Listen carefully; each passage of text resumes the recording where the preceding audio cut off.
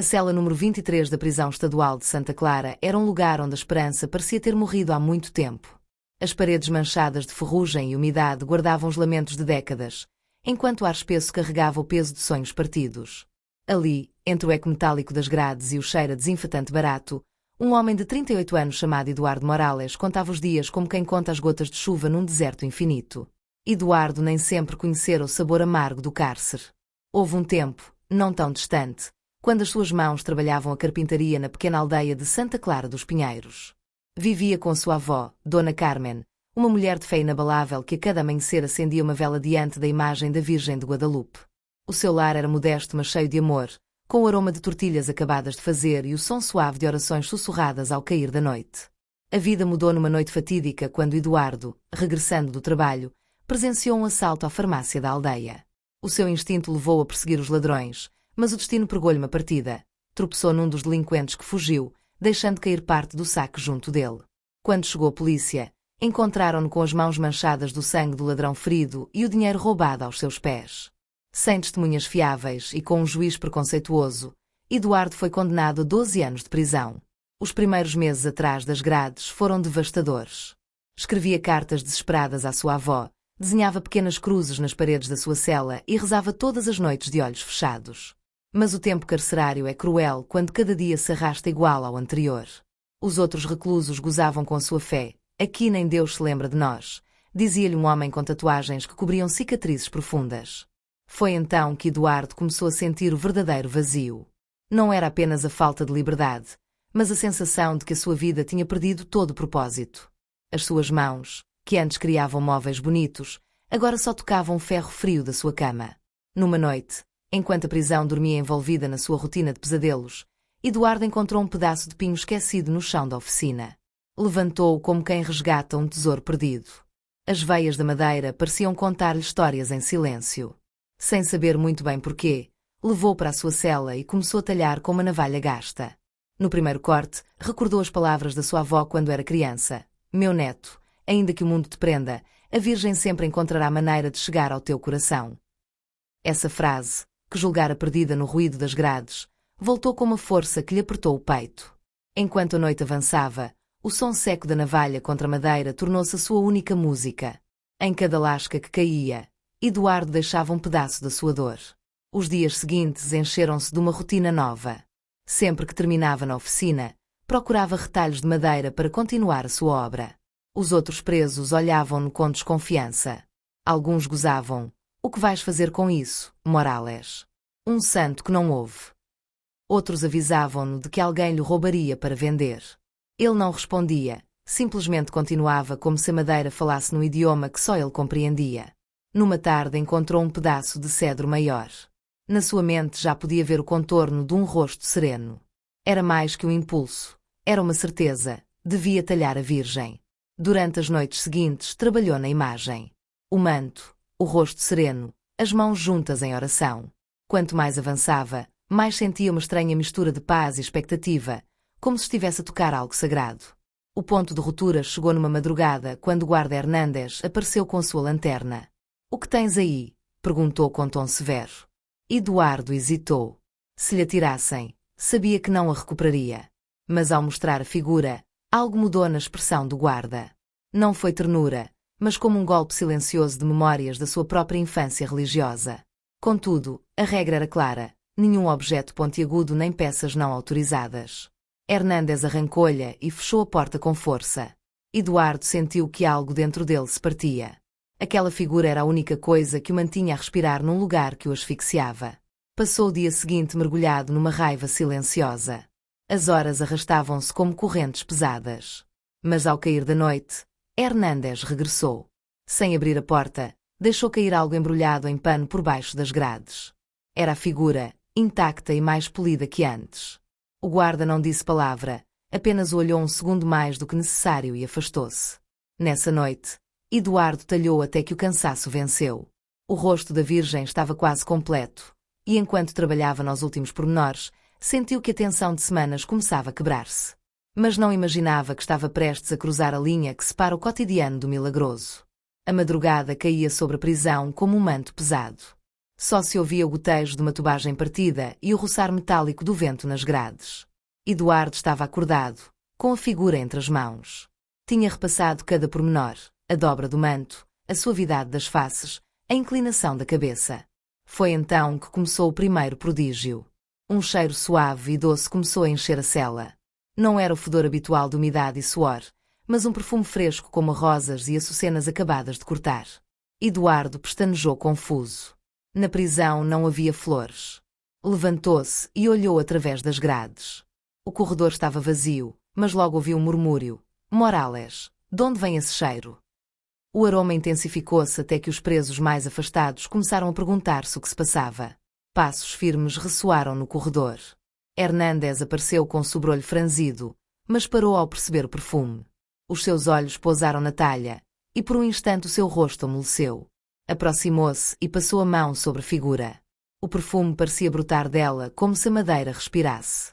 Nesse momento, sob os pés talhados da Virgem, onde Eduardo deixara um buraco na base, uma gota clara formou-se lentamente e caiu na sua palma. Não era água comum. Tinha uma textura ligeira, oleosa, com um brilho dourado apenas perceptível. O guarda recuou impressionado. Eduardo sentiu que algo dentro dele se acendia com força. Uma paz profunda envolvia-o, uma certeza de que não estava só. Nessa noite o perfume não se dissipou. Pareceu impregnar as paredes, o ar e até os sonhos de quem ali dormia. Para Eduardo, essa fragrância não era apenas um mistério. Era um sinal claro de que a promessa da sua avó estava a começar a cumprir-se. A noite na cela 23 tornou-se diferente de qualquer outra. O perfume fazia-se mais intenso, como se expandisse acariciando cada canto do ar. Eduardo segurava a talha contra o peito, incapaz de apartar os olhos do rosto sereno. As sombras na parede começaram a mover-se com ritmo suave, como se dançassem ao compasso de um vento invisível. Foi então que a ouviu. Uma voz clara e cálida como um sussurro. Eduardo. Ficou imóvel. Alguém o chamara pelo nome, mas não provinha de nenhuma cela próxima. A voz era doce, feminina, carregada de uma paz impossível de descrever. Olhou em redor e os seus olhos detiveram-se na figura de madeira. O rosto talhado parecia diferente. Os lábios estavam ligeiramente curvados numa sorriso subtil, e os olhos já não eram simples fendas, refletiam um brilho úmido como se realmente olhassem. Não temas, continuou a voz. Ouvi cada uma das tuas orações, até aquelas que pensaste que se tinham perdido no silêncio.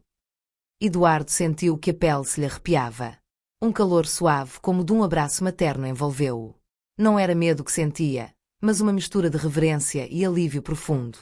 A tua avó nunca deixou de me pedir que cuidasse de ti, disse a voz. E hoje quero recordar-te que não estás só. Nesse instante a cela encheu-se de uma luz dourada, tênue mas suficiente para apagar a penumbra. Não provinha de nenhuma fonte visível. Era como se a própria figura irradiasse. A luz banhou o rosto de Eduardo, e por um momento pôde ver claramente. À sua frente já não estava a talha de madeira, mas uma mulher de manto azul profundo com um véu que caía suavemente sobre os seus ombros. O seu olhar era tão puro que qualquer palavra humana ficaria aquém para o descrever. Confia, filho meu, sussurrou. Em breve a verdade virá à luz, e entretanto leva minha paz aos que te rodeiam, mesmo aqui dentro. Eduardo, com lágrimas a escorrer pelas faces, mal conseguiu balbuciar. Mãe, é realmente a senhora. Ela sorriu, e ao fazê-lo o perfume intensificou-se enchendo o seu coração de um gozo que não sentia há anos. Estendeu a mão e, embora a distância entre eles fosse mínima, Eduardo sentiu o toque cálido e real sobre os seus dedos, como se a madeira tivesse ganhado vida. Depois, sem um único ruído, a figura voltou a ser o que era, uma talha de cedro, mas agora impregnada de um brilho suave, como se tivesse absorvido a luz de um amanhecer invisível. Hernández, que passara perto na sua ronda, parou. Viram o resplendor filtrar-se pelas fendas da cela. Não entendia o que presenciara, mas sabia que estava perante algo que escapava a toda a lógica. Eduardo, com as mãos trêmulas, abraçou a figura e fechou os olhos. Estava certo de uma coisa, naquela noite estivera cara a cara com a Virgem Maria, e essa certeza mudá-lo-ia para sempre. Ao amanhecer, a prisão despertou estranhamente silenciosa. Na cela 23, Eduardo permanecia sentado com a figura ainda morna entre as mãos. O peso da raiva, do ressentimento e do desespero dissolvia-se como sal na água. No seu lugar ficava uma calma serena, uma força suave mas firme que o impelia a olhar os outros com novos olhos. A primeira testemunha desta mudança foi Hernández. Durante a distribuição do pequeno almoço, parou diante da cela. Os seus olhares cruzaram-se, e embora não fosse homem de palavras fáceis, deixou sobre a bandeja um pedaço extra de pão. Não disse nada, apenas acenou e seguiu seu caminho. Eduardo sorriu levemente, entendendo que aquele gesto era um reconhecimento silencioso do que vira. Com o passar das horas, o perfume continuava presente, não com a mesma intensidade, mas o suficiente para que cada preso que passasse perto parasse. Alguns perguntavam de onde vinha, outros murmuravam que talvez Morales tivesse escondido algo. Mas o surpreendente era que, em vez de troças ou ameaças, começaram a surgir conversas. "Rezas também por nós?" perguntou um homem alto com cicatrizes nos braços. "Por todos", respondeu Eduardo sem hesitar. Essa simples troca marcou um antes e um depois. Todas as noites, 2 ou 3 presos aproximavam-se das grades da sua cela para ouvir falar da paz que sentira, do amor de uma mãe que não abandona os seus filhos, e de como mesmo no lugar mais escuro pode florescer a esperança. Em poucos dias, o ambiente do corredor começou a mudar. Os insultos tornaram-se menos frequentes. Alguns começaram a partilhar o pouco que tinham: um pacote de bolachas, um livro velho, uma chávena de café morno. Hernández, que sempre caminhara com expressão dura, começou a parar nas conversas, escutando de soslaio. Numa tarde, Eduardo viu algo que o comoveu profundamente. 2 presos que não se falavam há anos, inimigos declarados, sentaram-se juntos diante da sua cela. Não disseram muito, mas partilharam silêncio, e isso já era um milagre em si mesmo. A transformação não se limitou aos outros. Eduardo começou a escrever cartas à sua avó com um tom diferente. Já não eram lamentos, mas palavras de gratidão e fé. Contava-lhe que, embora continuasse preso, o seu coração sentia-se livre. Em cada carta descrevia o rosto da Virgem tal como vira, com a esperança de que algum dia a sua avó pudesse contemplá-lo também. Passaram os meses, e a prisão já não era a mesma para quem habitava o corredor da cela 23. Os guardas comentavam que naquela secção havia menos brigas e menos sanções disciplinares. Entre os presos instalou-se um pacto tácito de respeito, como se todos compreendessem que aquele lugar fora tocado por algo inexplicável. Eduardo continuou a talhar, nem sempre imagens religiosas, mas cada peça levava a serenidade que ele recebera. A figura da Virgem permanecia na sua cama, sempre limpa e protegida por um pano branco que Hernández discretamente lhe conseguira. O dia da sua liberdade chegou antes do esperado. Um advogado oficioso que ouvira rumores sobre o preso da Virgem decidiu rever o seu processo. Descobriu provas esquecidas e testemunhos não considerados que demonstravam a inocência de Eduardo. Após um processo breve, o juiz ordenou a sua libertação. Quando Hernández lhe entregou os seus poucos pertences, a figura da Virgem estava em primeiro lugar. Com voz grave mas carregada de respeito disse: "Leva-a consigo e não se esqueça do que aconteceu aqui." Eduardo apertou-lhe a mão, e pela primeira vez viu nos olhos do homem um brilho úmido. Ao cruzar a porta da prisão, o ar livre bateu-lhe no rosto. Era um dia soalheiro e o céu parecia mais amplo do que recordava. A poucos metros, a sua avó esperava-o com um terço na mão e lágrimas a rolar pelas faces. Abraçou-a com força, sentindo que todo o peso dos anos se desvanecia. Em casa, colocou a figura numa prateleira junto à velha vela que a sua avó acendia todas as noites. Desde então, a sala encheu-se de um aroma suave tão familiar que até os vizinhos o comentavam. Alguns vinham para rezar, outros apenas para ver a imagem que estivera na prisão e mudar a todos os que a viram. Com o tempo, a história de Eduardo tornou-se conhecida na aldeia, não como um relato de cárcere e condenação, mas como testemunho de um homem que encontrou liberdade no lugar mais improvável, graças a um encontro que nenhum muro pôde impedir.